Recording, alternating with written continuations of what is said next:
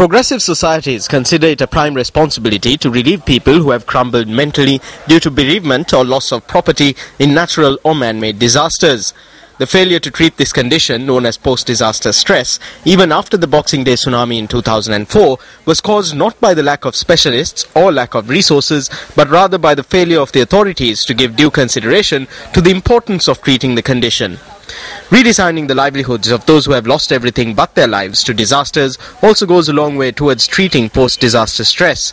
The failure to give due consideration to what needs to be reconstructed and how also serves to further dash the hopes of those suffering from post-disaster stress.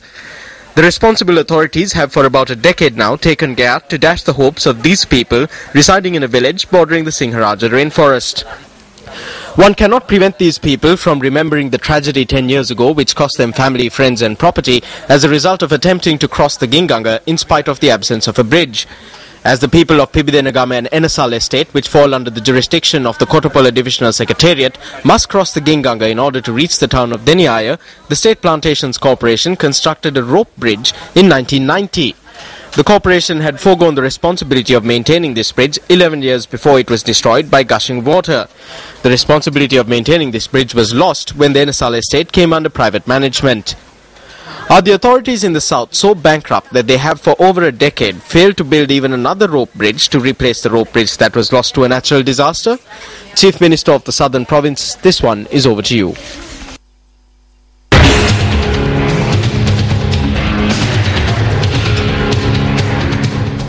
United National Party parliamentarian Ravi Karunanayake says the depoliticization of education is the greatest deed that can be done for the children of this country.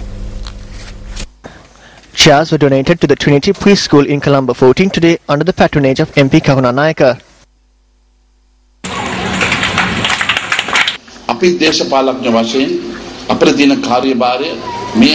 As politicians, it is our duty to secure the future of these children.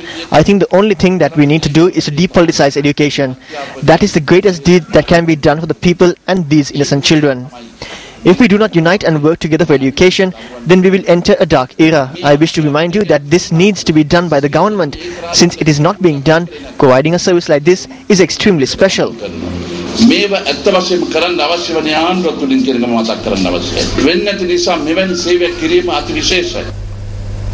Minister of State Management Reforms Naveen Dissanayake participated at an event held in Hangurakketha today.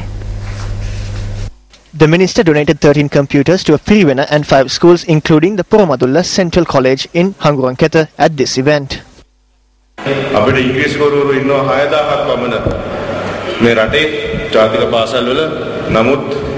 We have about 6,000 English teachers at national schools in this country. I have a question regarding whether these teachers are teaching these children while having a clear understanding of their field.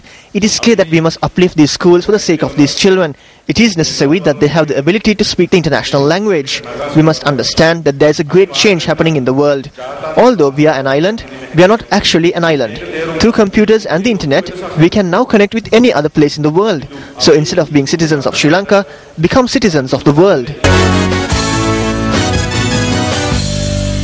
Starting off with some cricket news, India ended its recent slump in form by registering a whopping 127-run victory over England in their second one-day international at the Nehru Stadium in Kochi today. The hosts have now levelled the series 1-1 with 3 more matches remaining.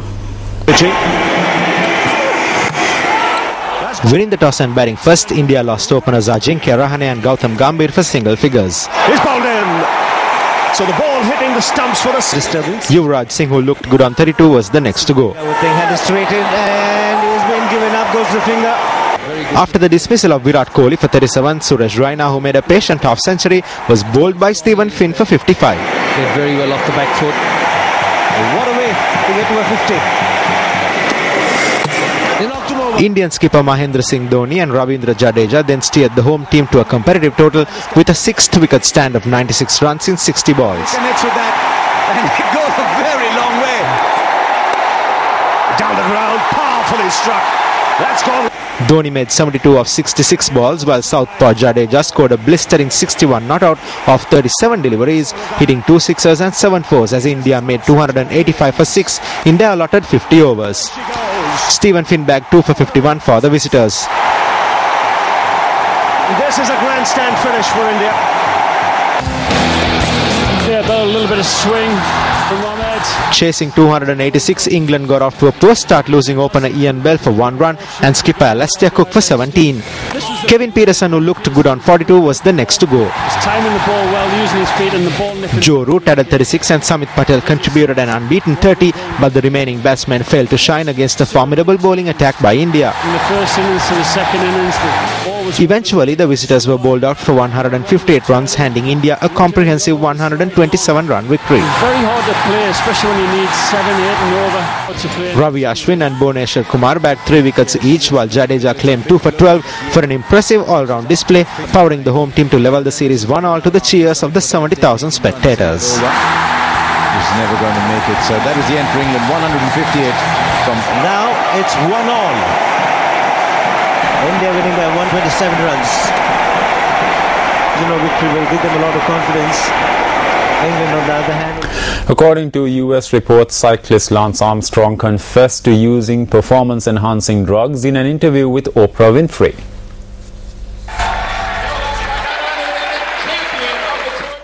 Although American media had widely speculated that Armstrong would admit to cheating in the interview, neither Winfrey nor Armstrong confirmed the report, in which the newspaper cited an anonymous source.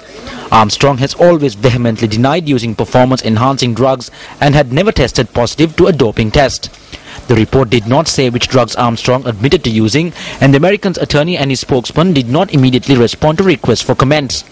Oprah on Twitter offered little more herself, other than to say Armstrong came prepared for the interview, which will be broadcast on Thursday. Armstrong, a former cancer survivor who went on to become the greatest cyclist the world has seen, had indicated he may be willing to testify against others involved in illegal doping and was in talks about repaying a part of the taxpayer money he earned during his career. The unconfirmed reports about his admissions followed confirmation that Armstrong apologized to the staff of the Cancer Foundation he started because of the damage he had caused.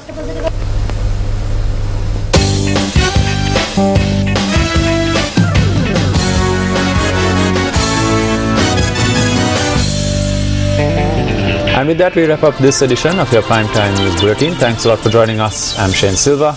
And I'm Sonali Manikbadage. Good night.